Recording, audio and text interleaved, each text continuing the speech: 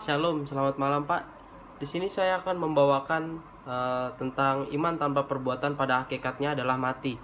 Yang di sini yang bersubjudul Kekristenan dan Persatuan Gereja-gereja Isu Oikumenisme. Sebelumnya saya akan membacakan apa isi dari Yakobus ayat 14. Apakah gunanya saudara-saudaraku jika seorang mengatakan bahwa ia mempunyai iman padahal ia tidak mempunyai perbuatan? Dapatkah iman itu menyelamatkan dia?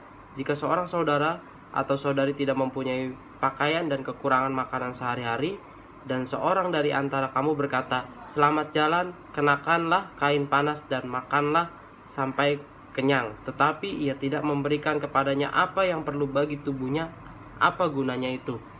Di sini Kekristenan dan Persatuan Gereja-gereja.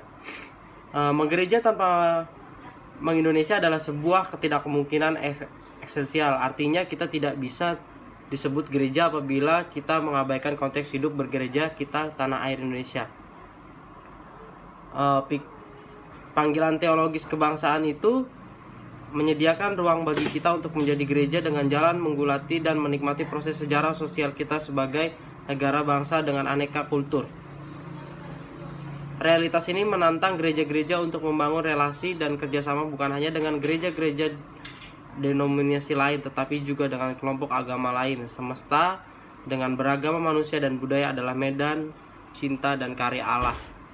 Dengan wawasan oikumenisme yang luas, dan dalam itu gereja-gereja diajak berkarya secara nyata bersama yang lain.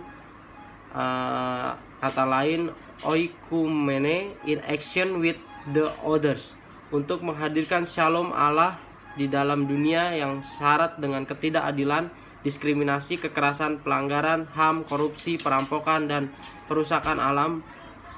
Pertanyaannya, bagaimanakah wawasan oikumenisme yang manis itu diwujudkan? Kembali ke gereja lokal.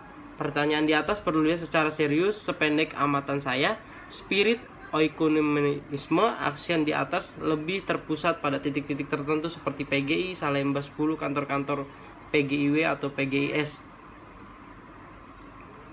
Menurut saya momentum sidang raya di Sumba menjadi momentum untuk tidak melihat kembali gereja lokal sebagai basis penting dalam arak-arakan oikumenis. Gereja lokal atau jemaat adalah wujud konkret gereja yang esa, kudus, rasuli, karena itu karya-karya. Demikian secara singkat penjelasan saya tentang Kekristenan dan Persatuan Gereja-gereja Oikumenisme di Indonesia. Adalah sebagai panggilan teologis kebangsaan, menyediakan ruang bagi kita semua dengan jalan menggulati dan menikmati proses sejarah sosial kita sebagai negara bangsa-bangsa dan keaneka kultur, persoalan sosial politik yang dihadapi bersama. Puji Tuhan, terima kasih Pak.